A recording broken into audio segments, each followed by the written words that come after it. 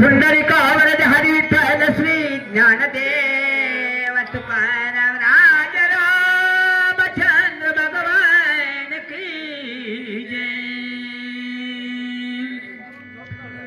ऐक बापा हनुमंता माझ्या पोटी परम चिंता, समुद्र उल्लंघनी तिघाची सत्ता न देखे चौथा पुरुषार्थी। गौरीपुत्र गजानन, अंजनी पुत्र हनुमंतराय आणि कौशल्य पुत्र प्रभू रामचंद्र शरण एका जनार्दन। संत श्रेष्ठ माझे गुरुवर्य वैकुंठवासी मारुती महाराज काणेगावकर यांना शरण जाऊन कथेस आरंभ होत आहे। कथेचं अनुसंधान काय आहे? ब्रह्मलिखित पत्र लक्ष्मण या ठिकाणी वाचन करू लागलेलं आहे। या ब्रह्मांडाचा मालक आणि सर्व वानर गण ऐकू लागले आहे। आणि सध्या संवाद कशाचा आहे? सीता हनुमंताला म्हणू लागली, हनुमंता आता सागर उल्लंघन या ठिकाणी तू आलेला आहेस आणि आता परत चाललेला आहेस। तुझी शक्ती अवाढव्य अशा प्रकारची आहे। अशा प्रकारे सीता हनुमंतरायाला बोलू लागली, गरुड बायो की हनुमंता दुर्धर समुद्रे समस्ता, नारवान रसा श्री रघुनाथ केवी येते कुणाला कशाची चिंता तर कुणाला कशाची चिंता नाही। सीतेच्या मनामध्ये संकोच निर्माण झाला। राम कोण आहे? सीतेला माहिती होता ब्रह्मांडाचा मालक आहे राम, परंतु शंका निर्माण केली। हनुमंता तू जर आता निघून गेलास तर म्हणले या ठिकाणी राम माझा कसा येईल? बरं राम कसा तर तुझ्या पाठबळीवर बसून येईल, परंतु वानर लोक कसं येतील, सैन्य कसं येईल आणि माझी सुटका कशी राम माझा करेल? अशी शंका हनुमंतरायाला सीता बोलून दाखवू लागली। नुरंगरे हा सागर आणाय भानराचे भारे, येऊना सकटी राम समुद्र केवे दशवाक्र मारावा। हनुमंता अरे मला राम लक्ष्मण कशा प्रकारे येतील, वानरगण कसे येतील आणि हा राजा रावणाचा निपात, त्या राजा रावणाचा वध काय कशा पद्धतीने करतील? माझ्या मनाच्या ठिकाणी चिंता वाटू लागलेली आहे। अशी चिंता सीतामाई हनुमंतरायाला बोलून दाखवू लागली। ऐकली सीतेचे वचन हनुमान झाला शेवदे, श्रीरामाचे नेनशी महिमान बाण प्रेरण आणि वरी। सीतामाईने हनुमंता समोर शंका व्यक्त केली महाराज। शंका व्यक्त केल्यानंतर हनुमंताने हसायला सुरुवात केलं आणि म्हणलं, सीतामाई काय सांगावं माझ्या रामाची ख्याती, काय सांगावं माझ्या रामाचा पराक्रम आणि काय सांगावं माझ्या रामाचा या ब्रह्मांडामध्ये असलेला नावलौकिक। माझ्या रामानं ब्रह्मांडाला सुद्धा एक क्षणाच्या आत निपात करण्याचं सामर्थ्य माझ्या रामामध्ये आहे आणि रामाबद्दल तुम्ही चिंता व्यक्त करू नका, मनाच्या ठिकाणी शंका करू नका, असं अभय सीतामाईला हनुमंतराय देऊ लागले। राम पाता दुर्धर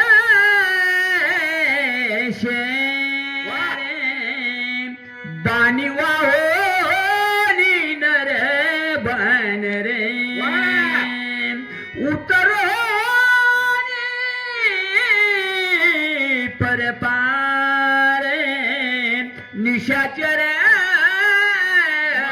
बरिले। सीतामाईला हनुमंतराय बोलू लागले, माझ्या हनुमंताला या ठिकाणी, माझ्या रामाला या ठिकाणी मी खांद्यावर बसवत, प्रभू रामचंद्राच्या वाणावरती हजार वानरे या ठिकाणी येतील आणि राजा रावणाचं निर्दलन करतील आणि तुझी सुटका या ठिकाणी करतील. अशा प्रकारचं अभय हनुमंतराय सीतामाईला देऊ लागले. निशाचर विध्वंसनी लंकापुर वाह. मारुनी हात शिर तुझा उद्धार करील. या ब्रह्मांडाचा मालक माझा राम आहे. पहिल्या तीरावरून लंकेच्या ठिकाणी माझा राम येईल, राजा रावणाला मारल, अनेक राक्षसाचा निपात करल आणि मग या सृष्टीवर राममय राजा रामाचा राज्य निर्माण करल, राम राज्य उभा करल आणि 33 कोटी देवाची बांधवडी सोडल. अशा प्रकारचं आश्वासन हनुमंतराय देऊ लागले. आयुष्य उतरे ऐकता सुखी उल्लासली सीता वेगी जाता हनुमंता शीघ्र रघुनाथ आणावे. किती आनंद हो महाराज. सीतामाईला आनंदाच्या भारामध्ये नऊ लागली. हनुमंता धन्य रे धन्य हनुमंता. खराच रामभक्त असावं तर असं आहे. रामायण ऐकायला यावं. आज ह्या युगामध्ये रामकथाला चल म्हणलं तर कुणी येईना. आज 2 वर्षाच्या पूर्वी मी या ठिकाणी आलो होतो. बसण्यासाठी जागा नव्हती महाराज, इतकं लोक होत आणि आजची स्थिती जरा कमी आहे. रामकथेवर प्रेम करा, घराघरामध्ये रामायण लावा. त्याच वेळेस कुमार्गाकडे जाण्याचा मार्ग कमी होतो. हे रामायणामध्ये महानता आहे. सीतेला आनंद वाटला. हनुमंता आता लागलीच तुझा, माझ्या रामाला आण, मला सुखी कर, माझी बांधवडी सोड, माझी सुटका कर. अशा प्रकारे सीतामाई हनुमंतरायाला बोलू लागली. या करिता युद्ध कंदन न करिता राक्षस दमन न करिता लंका दहन उगा येथून बिनावाचे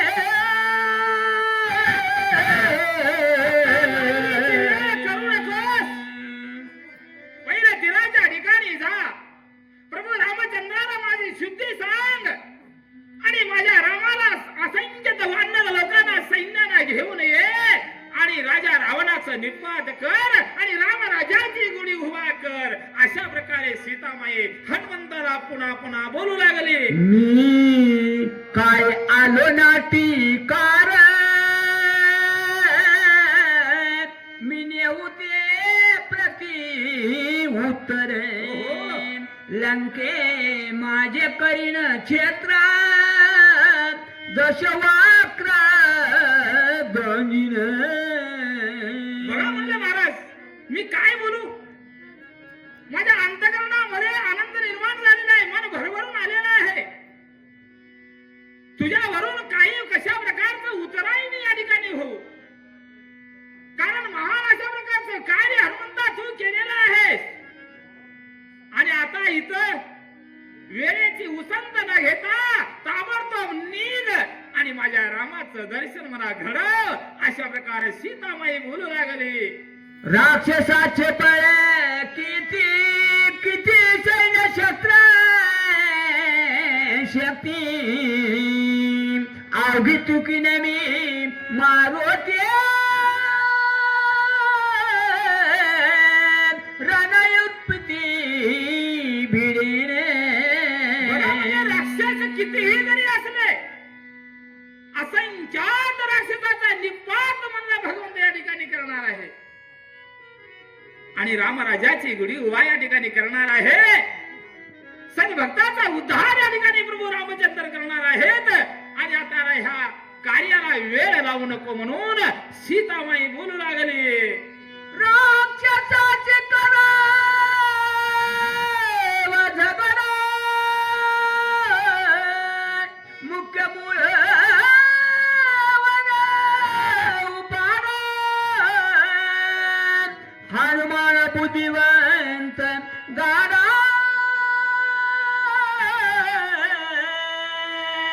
केले पुया ते ऐका. बघा म्हणले महाराज, अहो राक्षसाची मंदिर या ठिकाणी निपात करत असताना मुख्य अशा प्रकारचा जो काही असणारा राजा रावण आहे, त्या राजा रावणाचं दहन या ठिकाणी केलं पाहिजे, राजा रावणाचं वध या ठिकाणी केलं पाहिजे आणि मगच या ठिकाणी माझी सुटका होणार आहे. आणि आता वेळ लावू नकोस. 80 विचारी जवळपणे सीता मने करीबा गमने हनुमान खा घाली खालती माने लज्जय माने बोलेना. ज्या व्यक्तीवर आपण प्रेम करतो, ज्या व्यक्तीचा निस्सीम भाव अंतःकरणाच्या ठिकाणी जपतो, त्या माणसाला जर सोडून जायचं म्हणलं तर अवघड वाटतं. हनुमंताचा आणि सीताचा संवाद या ठिकाणी चालू आहे. सीतामाईने सांगितलं, हनुमंता वेळ लागू नको, आता ताबडतोब निघ. असं म्हटल्यानंतर हनुमंताच्या अंतःकरणाच्या ठिकाणी दुःख निर्माण झालं आणि दुःख निर्माण झाल्या कारणानं माझा हनुमंत आहे खाली मान घालून सीतामाई पुढे उभा टाकलेला आहे. बेटाबया श्री रघुनाथा उल्हास न देखे हनुमंता अंश प्रबळ कोण चिंता ते मज आता तत्वता सांगावे. बघा सीतामाईनं दृष्टी त्या माझ्या हनुमंतरायावर टाकली. हनुमंत खाली मान घालून स्तब्ध अवस्थेमध्ये उभा टाकलेला आहे. सीतामाईच्या अंतःकरणामध्ये भक्ताची ओढ निर्माण झाली. माझ्या मालकाचा भक्त आहे, तो निस्सीम भक्त आहे आणि याला दुःख का झालं असावं शंका निर्माण झाली. आणि हनुमंतरायाला सीतामाई बोलू लागली, हनुमंता, अरे हनुमंता, तुला जा म्हटल्यानंतर लहान अवस्था झालेली आहे, दुःखी अवस्था झालेली आहे, तू खाली मान का घातलेला आहेस मला सांग म्हणून सीतामाई बोलू लागली. माझे सांग सानी जबर सांगता तुझला गेला ती चिंता शोध तुझे होण करिता पान जाय मज नाही. बघा म्हणले हनुमंतराय बोलू लागले, काय सांगावं सीतामाई, तुझा शोध करता करता म्हणले रात्र गेली, दिवस गेले, अन्न खाल्लं नाही, पाणी प्यालेलं नाही, कारण माझ्या मालकाची बायको आणि त्या बायकोचा या ठिकाणी शोध मला लावायचा होता. कारण स्वामीनं सांगितलेलं काम केल्याशिवाय मी अन्न आणि पाणी मुखामध्ये घालणार नाही, हे माझं पण आहे सीतामाई. आता सीतेचं शुद्धीकरण झालेलं आहे, सीता मिळालेली आहे, परंतु आता मला भूक लागली. भूक लागल्यानंतर पाणी प्यायल्यानंतर माझं मन समाधान होणार आहे. मी काय करू अशा प्रकारे प्रश्न हनुमंतराय सीतामाईला विचारू लागले. छुजने जाव पाहे प्राण वा! न करवे समुद्र उल्लंघनात उद्विग्न काय सांगावं, रात्रंदिवस कष्ट केला, माझ्या स्वामीची बायको या ठिकाणी मला मिळाली, आनंद झाला, हे मान्य आहे. परंतु माझ्या पोटामध्ये अन्नही नाही, पाणीही नाही, जीव अगदी व्याकुळ झालेला आहे. कारण आता परत जायचं म्हणताना लय उड्डाण करावं लागतंय. येताना असल्याला उड्डाण करत असताना पोटातलं अन्न पाणी संपलं होतं, मग आता जाताना मला अवसान कसं येईल. मला जेवल्याशिवाय उड्डाण करता येणार नाही. मला भूक लागलेली आहे. बघा हो, ब्रह्मांडाच्या मालकाची बायको सीतामाई आहे आणि सीतेमाई पुढे हनुमंतराय बोलू लागले जसं लेकरानं आईला म्हणावं, आई मला भूक लागलेली आहे. अशी अवस्था माझ्या हनुमंताची झाली आणि हनुमंतानं आपलं मत सीतामाई पुढे व्यक्त केलेलं आहे. कपीचे वचन ऐकता गाईवरे रुदन करी सीता वा. मा पापीन मी तत्वता दाडी हनुमंता भुकेले. एखाद्या लेकरानं भूक लागलेली आहे म्हणून रडत असताना बाळ त्या बाळाला अलगद घ्यावं महाराज आणि आईला विचारावं, बाळा तुला काय झालेलं आहे, भूक लागलेली आहे का? पुढील वाचक अशा प्रकारचं भावा हनुमंतरायाचा सीतामाईने ओळखलं, तुला भूक लागलेली आहे आता, अरे तुला काहीतरी द्यावं असं माझ्याही मनामध्ये वाटू लागलेलं आहे, असं सीतामाई हनुमंतरायाला बोलू लागली.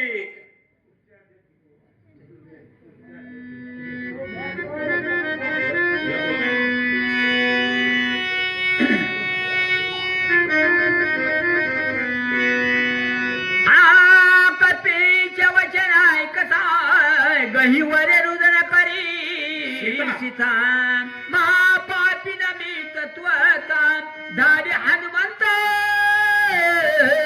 भुकेले. बघा म्हणलं महाराज, अंतःकरणाच्या ठिकाणी भाव हनुमंताचा ओळखला सीतामाईनं. हनुमंताला भूक लागलेली आहे, भुकेनं व्याकुळ झालेला आहे आणि त्यावेळेस हनुमंताला जवळ बोलावून सीतामाई काय बोलू लागले, हे माझ्या कर कंकायने लंके माझी जावणी आपण घेऊन चतुर्विद्या अन्न करी भोजन येते. बघा हो, किती माया किती प्रेम त्या हनुमंतावरती सीतामाईने केलं हो. सीतामाईने विचार केला, माझ्या हनुमंतरायाला भूक लागलेली आहे, ताण लागलेली आहे. हिरे जडीत हातातलं कंकण महाराज सीतामाईनं काढलं आणि माझ्या हनुमंताच्या हातामध्ये दिलं. हनुमंता, अरे हे कंकण घे, लंकेमध्ये जा आणि एखाद्या सोनाराला विक आणि त्याच्यातले आलेले पैसे तू काहीतरी खा बाबा. किती प्रेम म्हणावं महाराज सीतामाईच्या अंतःकरणाच्या ठिकाणी. आणि अशा प्रकारचं कंकण हनुमंतरायाला सीतामाईनं दिलेलं आहे. श्री गणेशाय नमः. श्री प्रभु रामचंद्राय नमः. हनुमान पुसे सीतेसी अन्नाची चवी आहे कैसी, सीता म्हणे हनुमंतासी काय तुम्हासी भक्षणे. बघा म्हणलं महाराज, कंकण या ठिकाणी हातामध्ये हनुमंतरायाच्या देऊ लागलेले आहे. आता म्हणलं या ठिकाणी काय करू म्हणले हे कंकण घेऊन, ह्याच्यानं काय येतंय, माझी तर भूक लई मोठी आहे असा प्रश्न हनुमंतरायाने सीतामाईला केलेला आहे. आम्ही वानर वनचर वनवासी निरंतर नित्य वनफळांचा हार अन्न मात्र स्पर्शेना. बघा हनुमंतरायाने सांगितलं, सीतामाई आमची जात वाढणाराची आहे, मग हे कंकण इकावं, हटलात जावं, काहीतरी भजी पापड खावं, ही आमची जात आहे का? नाही म्हणले. आमची जात म्हणजे वाढणाराची आहे. फळावर खाणे, वृक्षावर चढणे, पाला खाणे हे आमचं पोट भरण्याचा उद्योग आहे. मग हातला जाऊन भूक लागत नाही, भूक आमची भागत नाही, मी काय करू हा विचार हनुमंतरायाने सीतामाई पुढे मांडलेला आहे. माझे मोडोनी कंकणा लंके माझी फळे संपूर्ण आवडे ते घेऊन आपण फळ भोजन करी. सीतामाईच्या मनामधला अजूनही जाईना महाराज. भाव सीतामाईला कळालेला नाहीये. अरे हनुमंता, तुला जरी भूक लागली तरी कंकण विक आणि या कंकणामध्ये आलेला पैसा जेवढा येईल तेवढा म्हणलं खर्चून पोटभर. बघा कोण देते का, कोण देत नाही. आता देते कोण, माय देते, कोण देत नाही, बाप देत नाही, माय देत नाही, कोण देत नाही. स्वतःच्या पायावर आपण उभं राहावं लागतंय. आता ह्या युगामध्ये. परंतु रत्न जडीचे कंकण माझ्या हनुमंतरायाला सीतामाईनं दिले आणि सांगितलं बाजारात जा, विक, जेवढे पैसे येतील तेवढे घे आणि तुझं पोट भर. अशा प्रकारे सीतामाई हनुमंतरायाला बोलू लागले. ऐक हो माते माझे शिळा, मी तव स्वयंपाकी केवळ, ज्यासी मनुष्याचा विटाळ ते मज फळ अपवित्र. हनुमंताला इथं काय बोलायचं नेमकं महाराज? सीतामाईला बोलू लागली. सीतामाई काय तुम्ही येड्या म्हणले? आम्ही बाजारात जावं, कंकण विकावं, पैसे घ्यावं आणि हाटला जाऊन काहीतरी खावं, परंतु ते शक्य नाही, कारण आम्हाला माणसाचा विटाळ मान्य नाही. मग आम्ही जाऊ शकतो का? आम्हाला जमत नाही. ह्याच्यात एकच कारण आहे महाराज, मारुतरायाचा उद्योग आहे. काय उद्योग आहे? केवळ राहिलेले जे काही राक्षस लोक आहेत, अगोदर तर येऊन सगळ्यात बट्ट्या बोळ केलेल्या होता हनुमंतानं, परंतु राहिलेले जे काही लपलेले राक्षस लोक आहेत, ते राक्षस लोक यावं, आपल्याला सीतामाईनं फळ खायला मोकळीक द्यावं आणि तिथं धिंगाणा घालावं, मग राक्षस येतील, त्या राक्षसाला मारावं. हा उद्देश हनुमंताच्या अंतकरणाच्या ठिकाणी आहे. म्हणून टाळाटाळ हनुमंतराय करू लागले. हाटवटीचे विक्रितान जेवी न घेती सुब्रह्मण, तैसीच फळे विक्रित जाना मज लागून अपवित्र.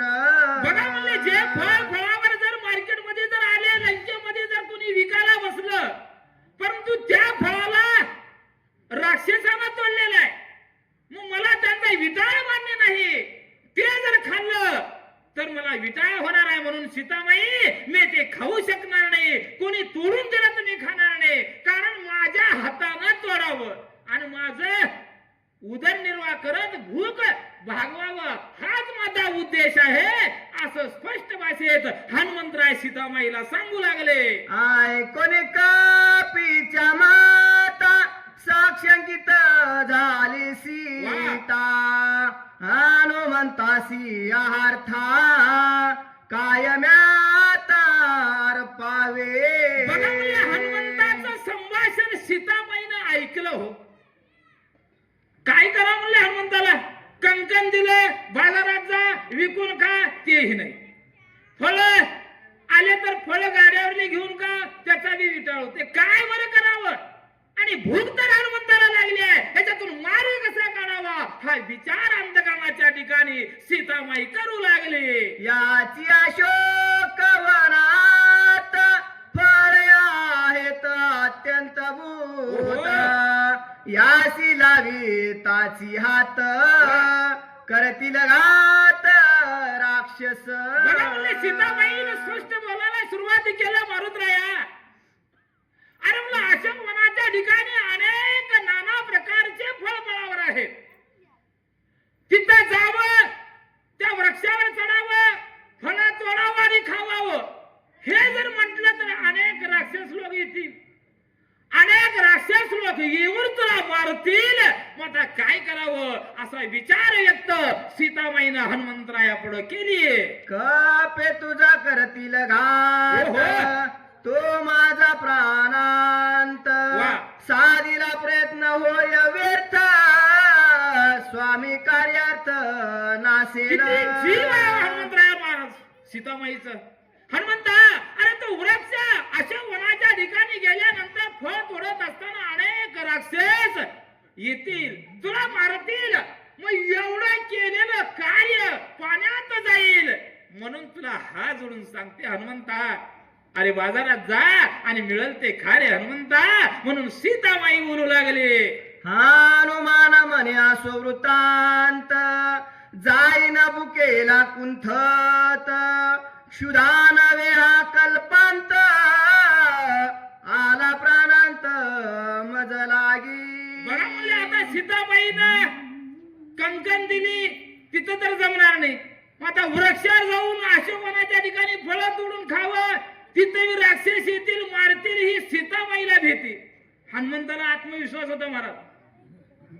कोणी जरी आलं त्याला आडवं करण्याचं सामर्थ्य रामभक्तामध्ये होतं, परंतु सीतेचा भाव हनुमंतराय बघू लागलेले आहेत. सीतेचं जे काही मन आहे, सीतेचं जे काही अंतकरण आहे माझ्यावरती केवढं आहे याची परीक्षा हनुमंतराय घेऊ लागलेले आहेत महाराज.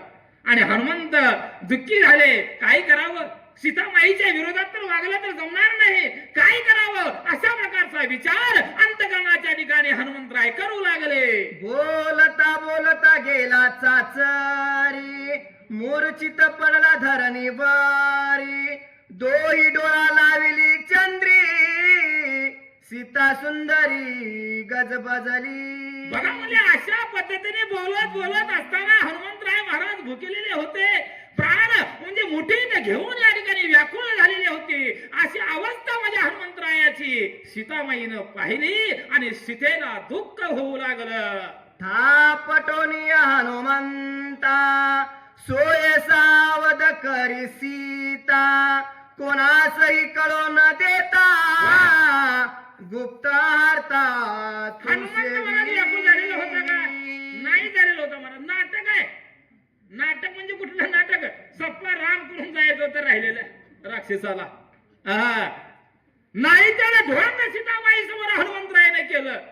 त्यावेळेस सीतेला खरं वाटलं. नाही म्हणले हनुमंतराय खरंच भुकेलेलं आहे, याला सांगावं, आज्ञा द्यावं.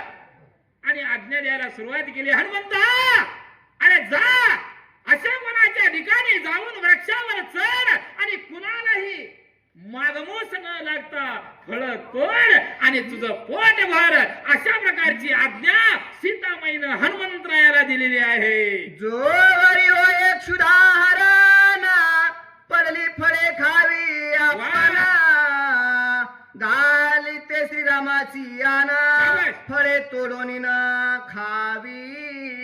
बघा म्हणले महाराज, सीतामाईनं जाताना एक मर्म सांगितलं.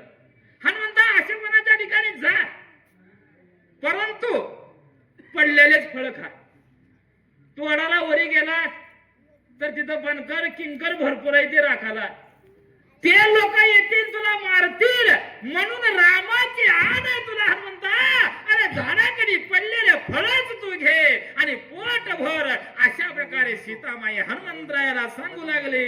ऐकोनी सीतेचे वचनासी, हनुमान खाजवी दोन्ही खुशी, मग आला वन वृक्षापाशी, निज मानसी विचारी. आज्ञा तर मिळाली महाराज, अशी कोणाच्या ठिकाणी जायची. माझा तिथे सीता येणाऱ्या बघायला तोडून खाल्लंय का झाडाखाली पडलेले खाल्लंय.